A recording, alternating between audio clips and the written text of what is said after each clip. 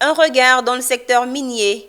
Le troisième numéro du magazine Omine a été présenté au public dans la commune de Cocody.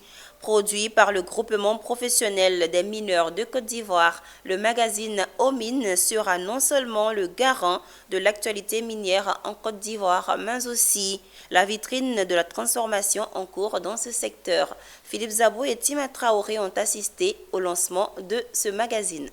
Le GPMC, groupement professionnel des miniers de Côte d'Ivoire, a désormais son magazine, Omine.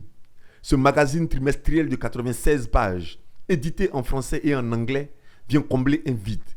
Il sera chargé de porter l'information vraie à tous les professionnels du secteur et sera un moyen de lutte contre l'orpaillage clandestin qui mine la filière. Pour son lancement, le magazine a réuni les représentants de la chaîne de valeur du secteur minier de Côte d'Ivoire. À l'unanimité, Omine a été bien accueilli. Comme toute œuvre, il est appelé à être amélioré. Ce qui est certain, il est déjà porteur de messages et nous invitons tous ceux qui s'y intéressent à se joindre à nous pour faire passer leur message. Comme tout enfant qui naît, on est heureux de le recevoir. Et on s'est dit, mais si je n'avais pas cet enfant, il fallait le créer. Omine, c'est pareil. Il faut du point de vue réputationnel, Omine doit pouvoir permettre d'améliorer notre image, de partager avec le public notre contribution à l'économie ivoirienne, avec tous ces emplois créés, et notre contribution au budget de l'État de Côte d'Ivoire, et aussi et surtout l'aspect social, qui est aussi une dimension qui n'est pas forcément numéraire. Tout ce que nous apportons autour de nous dans les communautés, pour nous c'est une grande chose pour le développement de notre pays.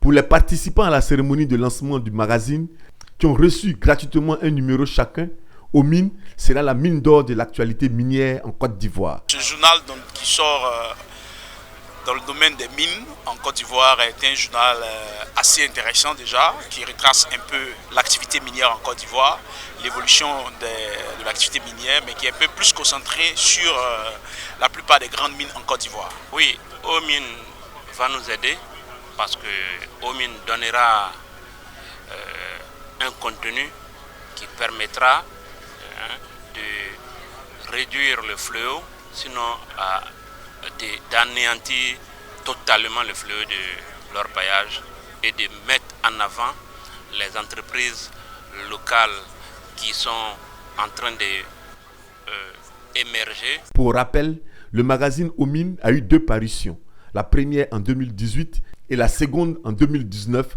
avant de disparaître des kiosques.